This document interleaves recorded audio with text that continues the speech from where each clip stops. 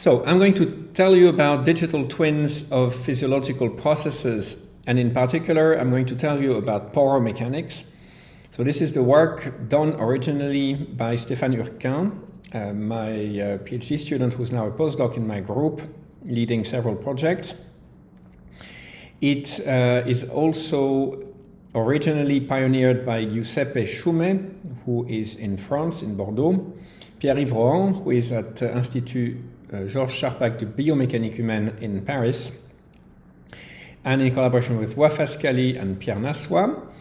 And it's also related to Lorenzo Gomez, a collaborator of ours, a Marie Curie fellow at UT Austin, with whom we work, as well as the whole cancer group in UT Austin and in Texas in general. We also work very closely with Andreas Husch, who is at LCSB in Systems Biomedicine in Luxembourg, and Frank Hertel, who is a neurosurgeon, Vincent Lubrano, who is another neurosurgeon with whom we've been working for years, and Davide Baroli, who is a former postdoc of mine now in Switzerland, who developed part of the code and helped us a lot as a consultant on this. And finally, the last but not least, Miriam and Thomas, who are the two PhD students that are working currently on this topic in our group, and that I will mention again later. So this is our team in Luxembourg. At some point in the recent past, it's difficult to have everybody on a picture these days because people are everywhere in different places, doing secondments, doing visits to different places, and so this is not always easy to have everybody. But this is at any possible time the way it looks. So I would like to thank in particular Giuseppe Schumet, because he's the one architect behind the models that you will see today. And also, of course, the other collaborators, Wafa Scali, Pierre-Yves Rohan, and Stéphane Urquin in particular, because he's now in my group really taking care of biomechanics in a super exciting way, and I'm very grateful to him. Today we talk about tumor growth. So a tumor is the following. So you have several stages in the growth of a tumor. The first stage is avascular. So you have the tumor cells here and oxygen which is diffusing through.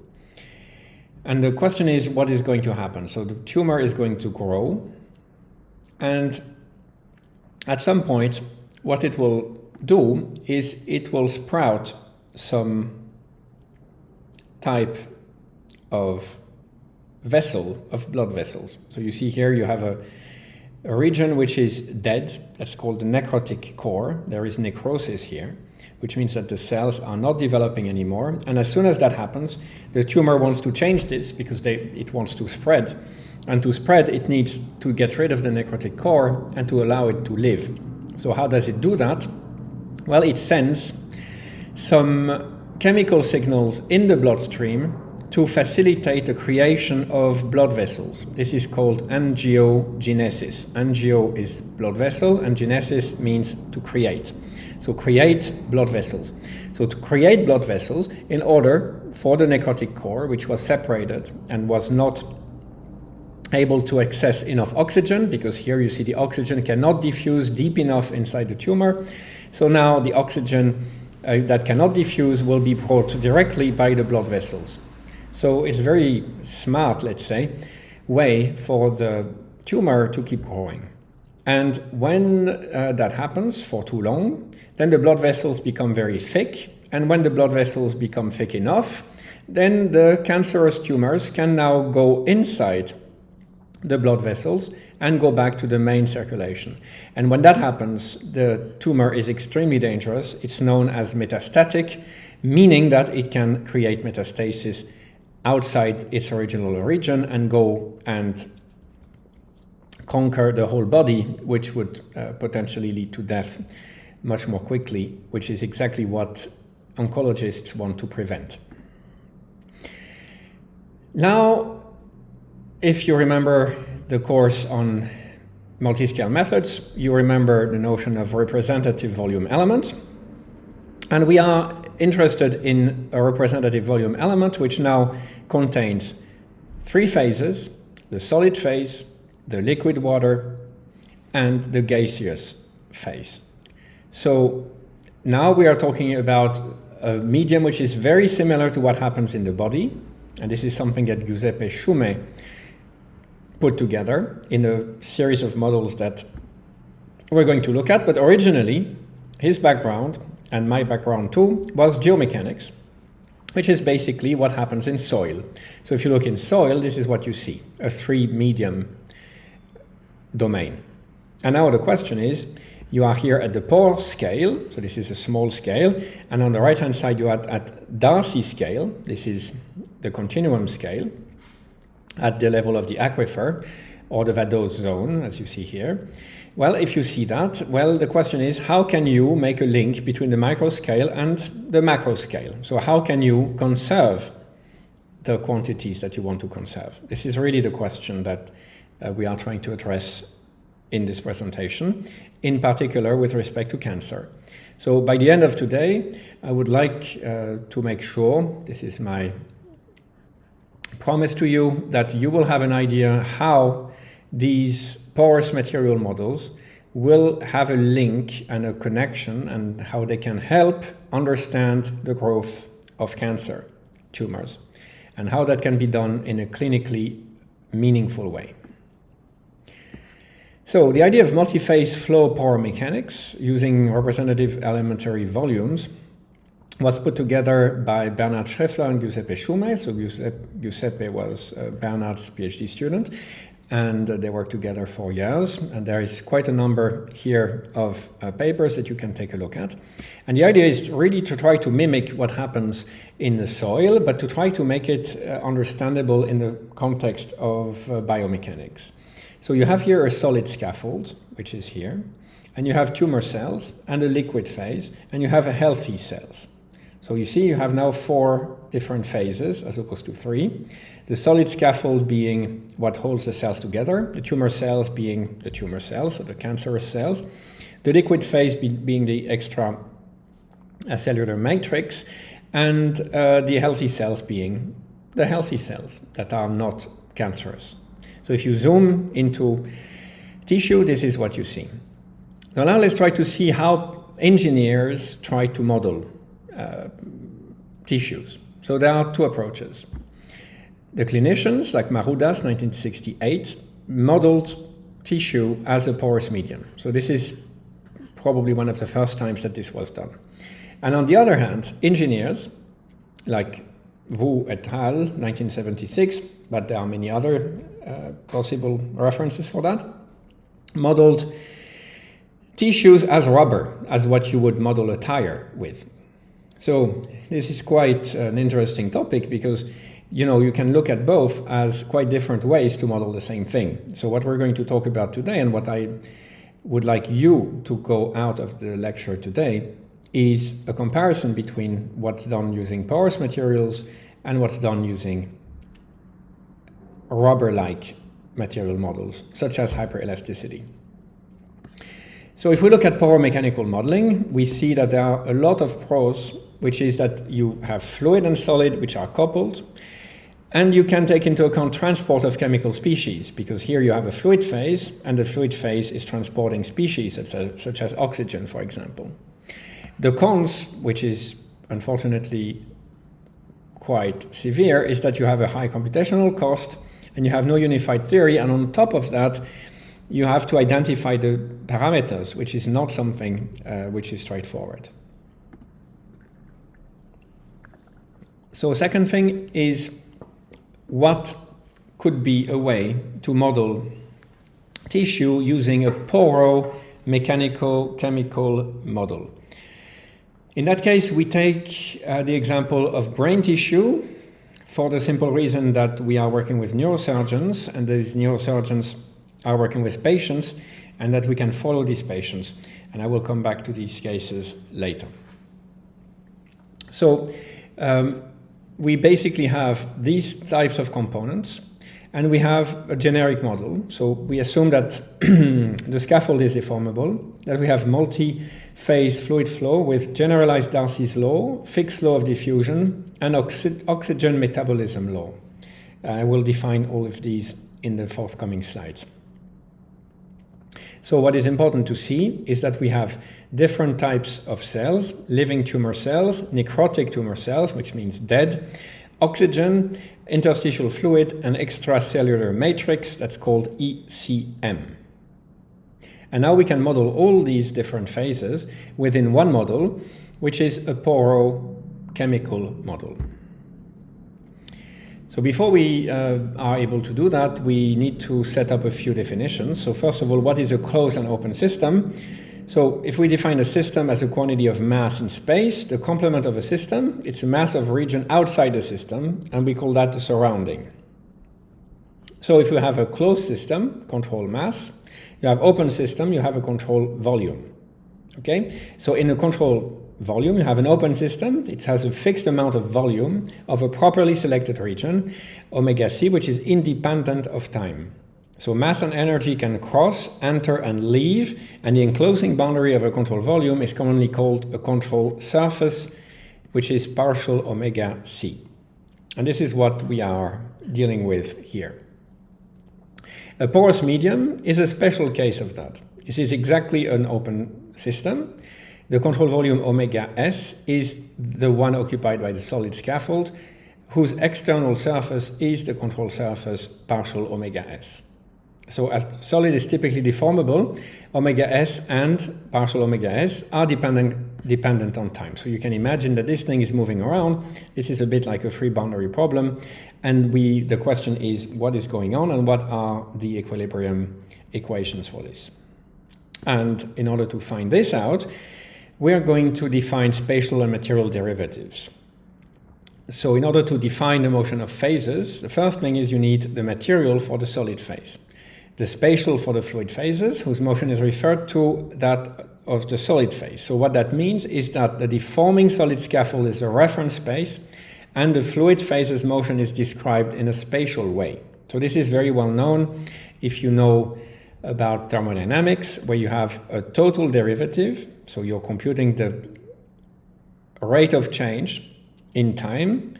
The total rate of change is known as the total derivative, which is the partial derivative plus the advection through v of the quantity f. So this is known as the material time derivative or total derivative, which is what you see here. And now you just will take a look at the problem as three phases. So you will have a solid scaffold, healthy cells, and a liquid phase. And now what you say is that the solid plus the rest is equal to 1. That's the first point. So the healthy cells and the liquid phase plus the solid scaffold. Now, if you have a deformable medium, what is going to happen is that you have an intrinsic variation of the quantity f, for now it doesn't matter what that is, plus a variation due to the deformation of the medium, due to v.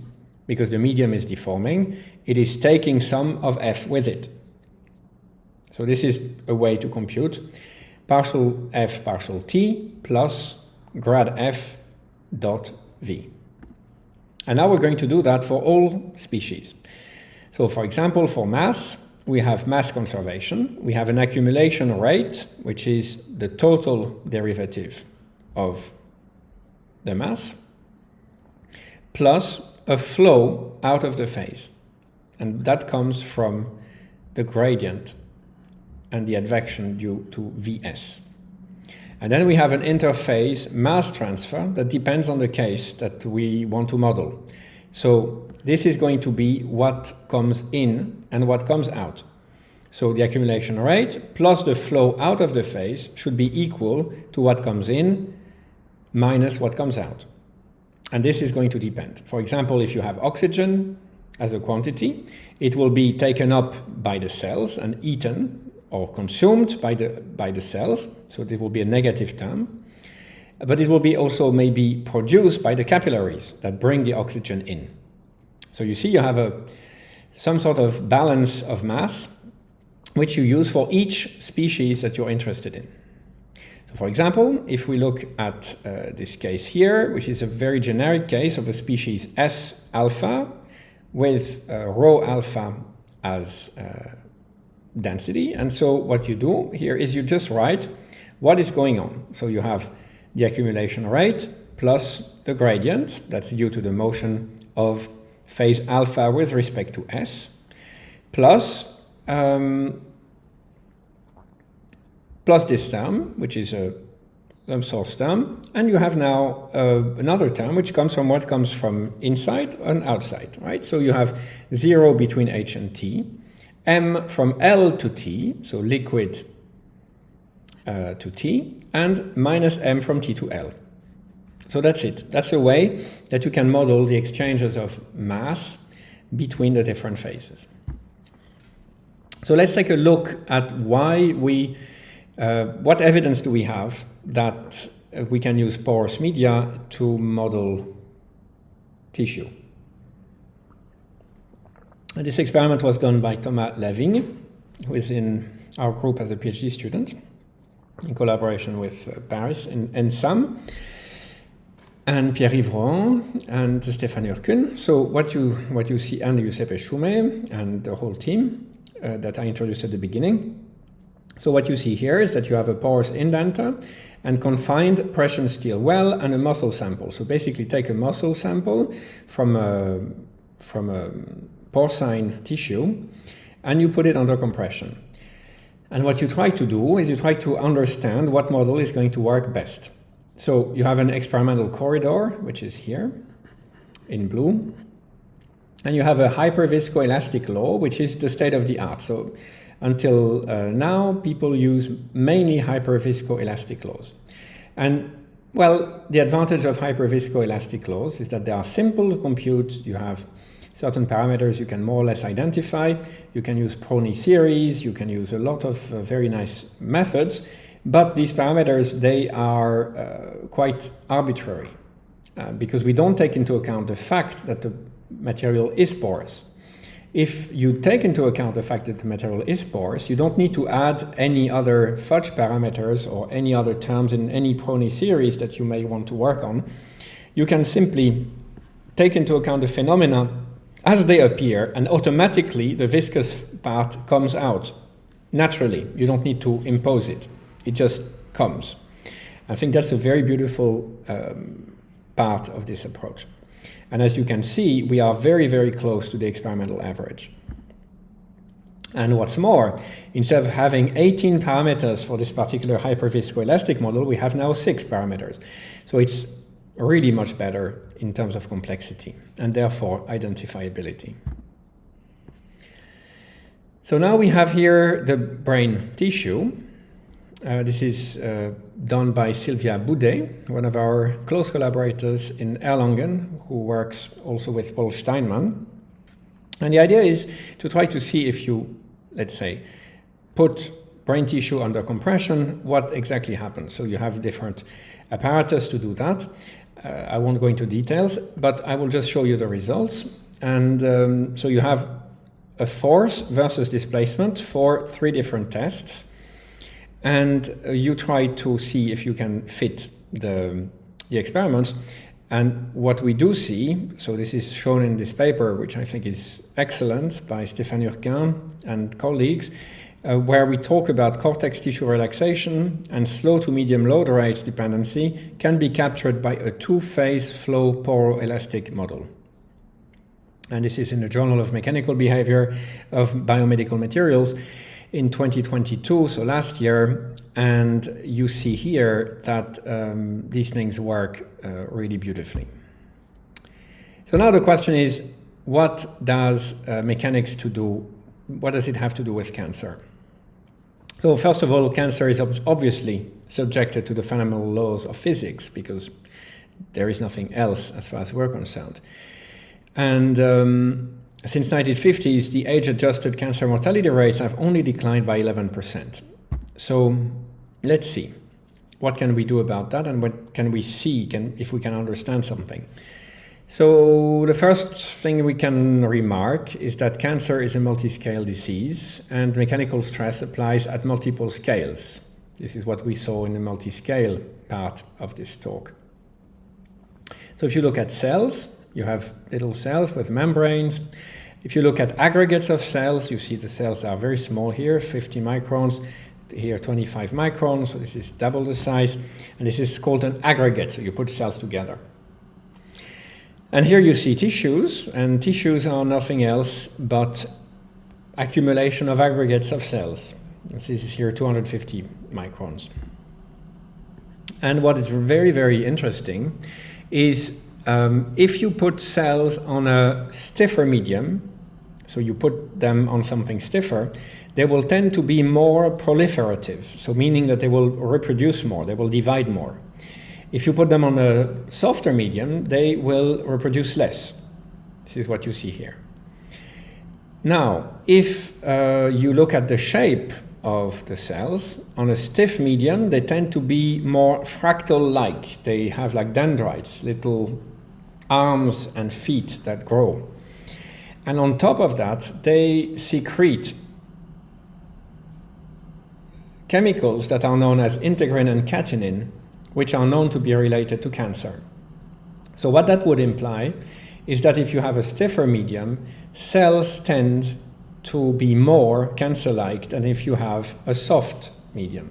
This is a take-home message that you can remember from this presentation. So now if you look at the aggregate scale, so you look here at some cells which are dividing, and they are pushing on the outer cells. And at some point, they will be done pushing, and they will reach the interface. And when they reach the interface, you can actually compute the pressure induced by the cells on this outer surface. And this pressure you can relate to the propensity for the cells to grow. And this is what we are interested in here. And the paper that we are referring to is by Fettler in PNAS in 2013. So this is basically a way to compute the forces applied by an aggregate of cells onto a certain surface. Now let's see if we can model this sort of spheroid that we saw in the previous slide. Again, we use the same modeling laws as we did before, so you can see them here. So this is essentially the conservation law for the quantities that we are interested in. So we have a gradient of pressure, we have velocity, and so on. So it's exactly the same equations, and we are looking at the terms for exchanges. So from L to T and from L to T, with a plus here, plus 1 over rho, and minus 1 over rho here, because the two should actually compensate. What comes into a phase should come out of the other phase. And similarly, we can do the same for all the species. And for the oxygen in particular, M from L to T is going to have two components. One which is H omega NL, which is due to the oxygen, and the other one is due to the pressure of the tumor phase. So this is an assumption that we make in the model. So finally, the oxygen is modeled as a diffusive species, which is advected by the liquid phase and has also a deformable part to its variation, which is due to the deformable porous medium. So that is the advection contribution of the liquid phase that you see here. Why? Because you have the gradient of PL, right? And the second part is the advective contribution of the oxygen, which you can see there. And finally, the oxygen is absorbed by the tumor phase. So as you can see, this type of model is quite generic, so it allows you to put some compartments to your model and to add or withdraw and subtract certain phases and parts that you're not interested in, and to really control what you're doing. So I think it's something very, very positive about this model, is that it's a block-wise model that can be done and used and developed and adapted to the problems that you're talking about. It doesn't need to be cancer. It can be any problem where you have multiple cells that are cohabiting in a medium. In fact, we are using it for keloids at the moment with Stéphane Urquin as well, and some colleagues in Franche-Comté. So at the aggregate scale, what is that we see? Well, this is the thesis of Stefan Urken. The paper is given here. This is in PLOS One. The title is Digital Twinning of Cellular Capsule Technology, Emerging Outcomes from the Perspective of Porous Media Mechanics. So you see now the fit, and you see the experimental results. Of course, we do not cheat, so we identify the materials once and we use them on a different case, because this is the only way that these things can make sense. And this is the results that we see. So as you can see, the results are really excellent.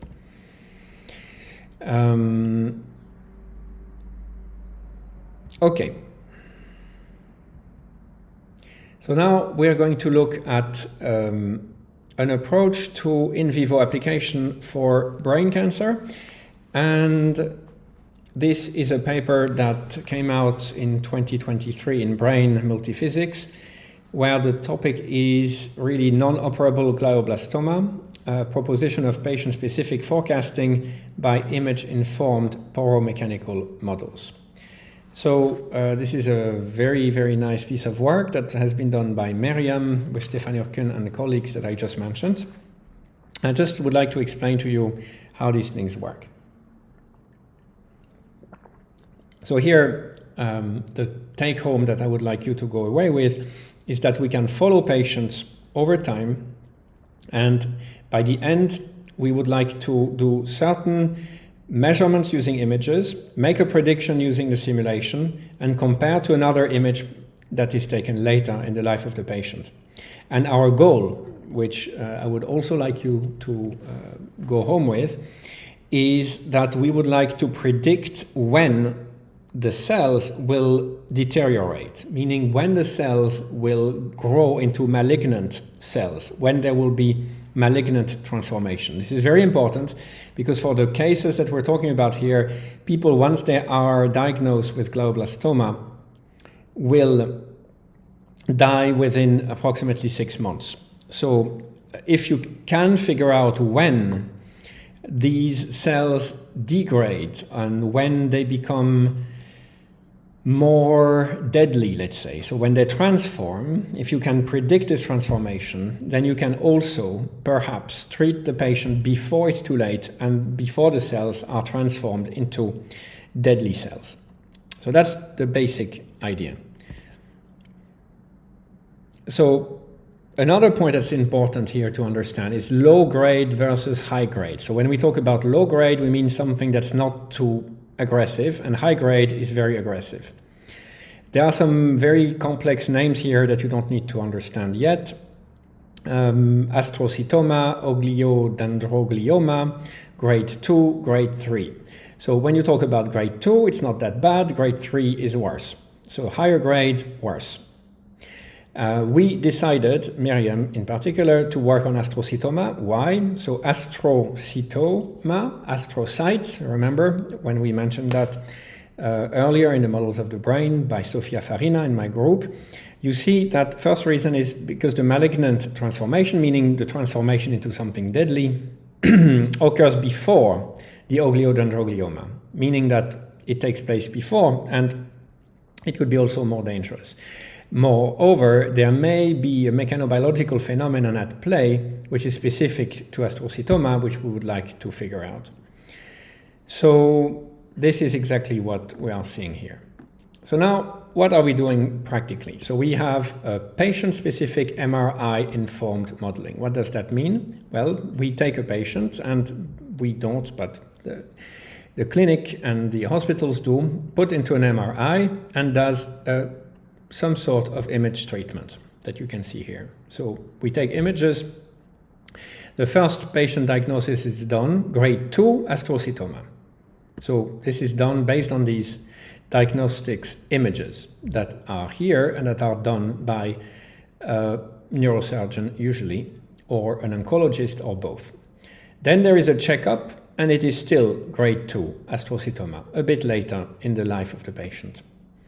And at some point comes the malignant transformation we were discussing, which means when the cells become more deadly and more aggressive. And now this is a grade 3 astrocytoma. And the idea is to try to catch the disease before the malignant transformation so that this never happens. This is a clinical evolution, and what we do is in parallel, we have a digital twin of the patient where we initialize using the data that you see here. So we have an initial tumor model.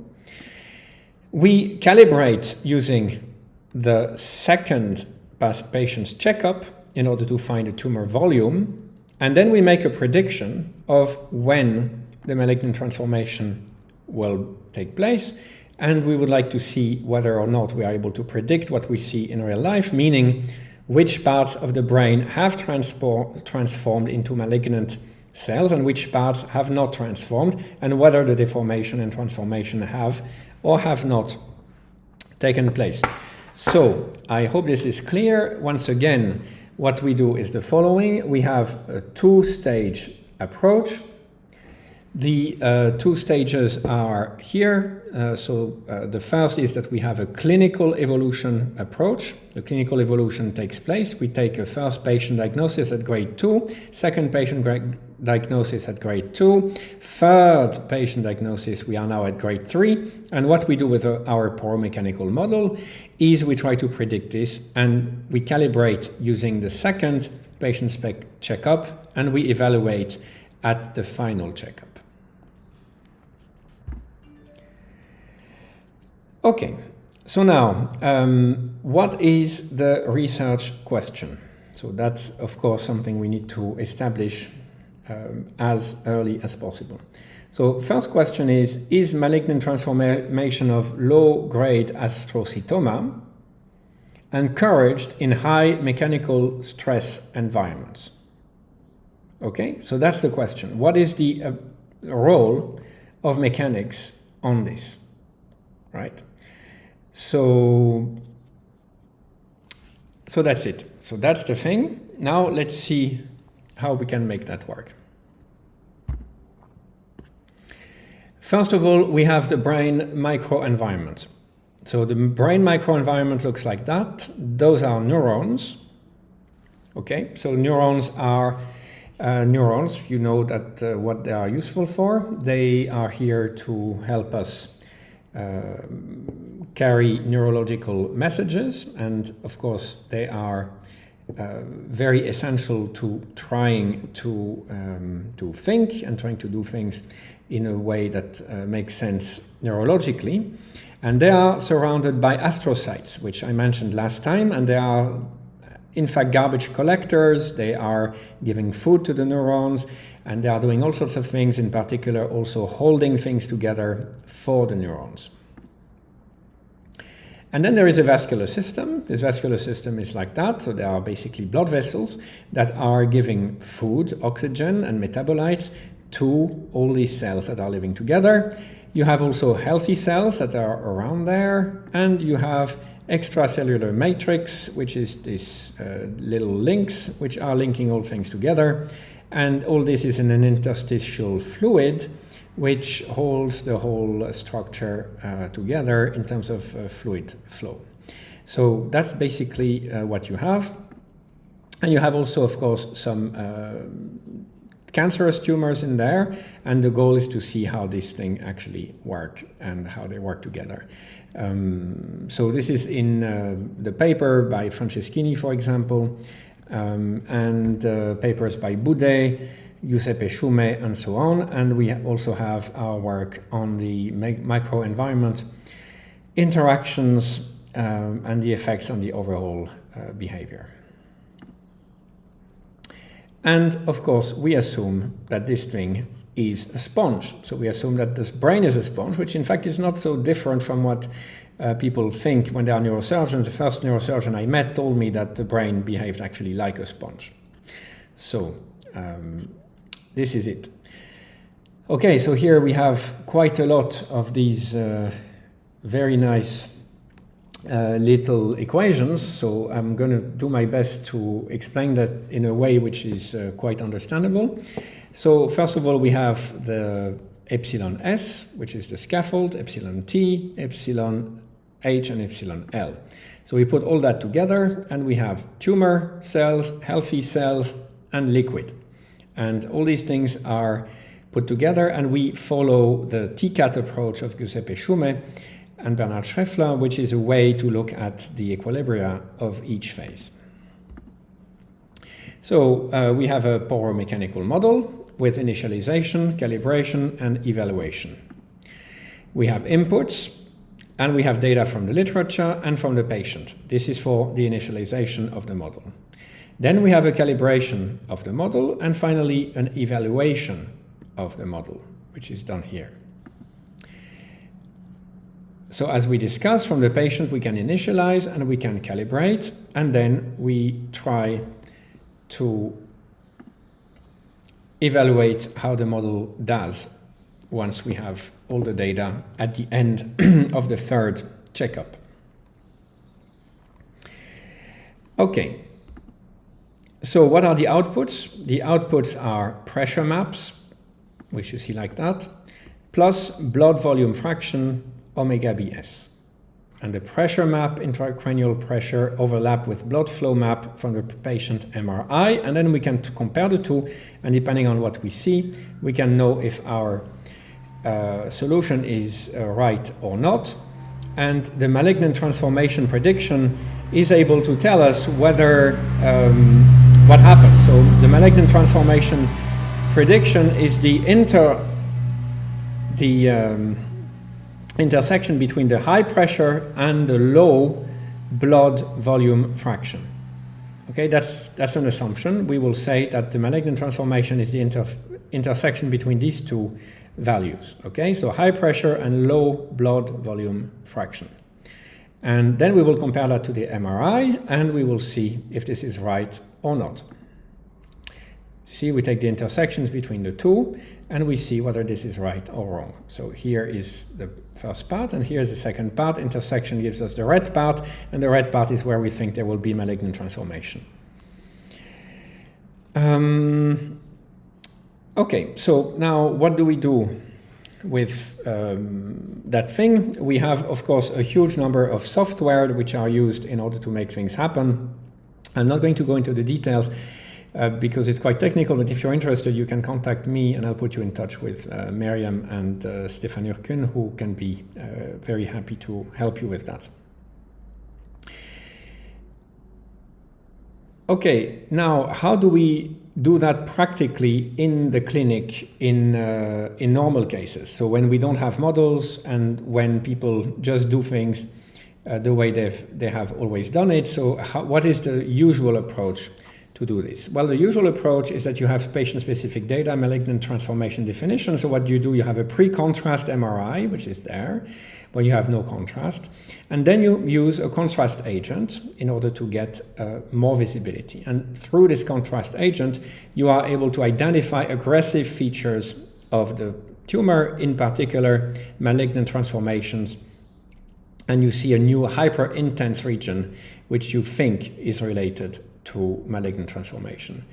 Then what is done is that the clinician visually compares both MRIs with each other and then segments the malignantly transformed region. And this is usually used by clinicians to define the most aggressive regions of a tumor. So this is what is done currently and very usually in the clinic. Okay, so what is next?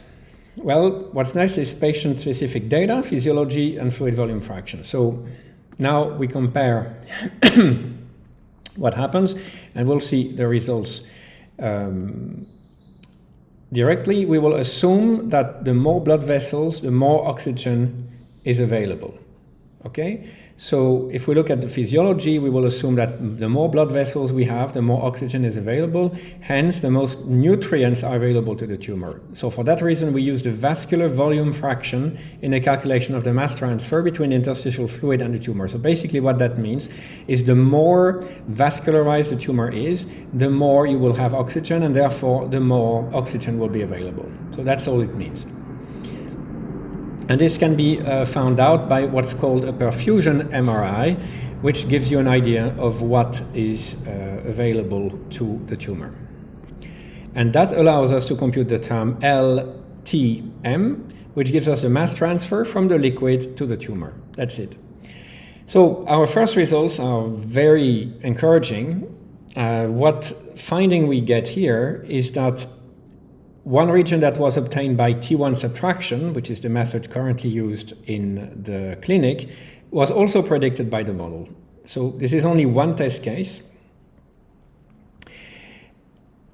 This is only one test case, but it's very, very encouraging. So let's look at how things look in that case. So the model results are on the left and the subtraction map on the right. Now, if you look at the region identified by the model, you see that they are here. They are shown by the 3 arrows. So these are the regions that are identified by the model. And the aggressive region is identified by the surgeon is also shown, which is here in the center. So as you can see, there is quite a good correlation between the two. And if you look at the subtraction map, which you see on the right, you also see that there is a good correlation between what we predicted and what was identified by the surgeon and what was shown by the subtraction map. And this is in a book chapter that was just accepted. And finally, those are some references in case you're interested.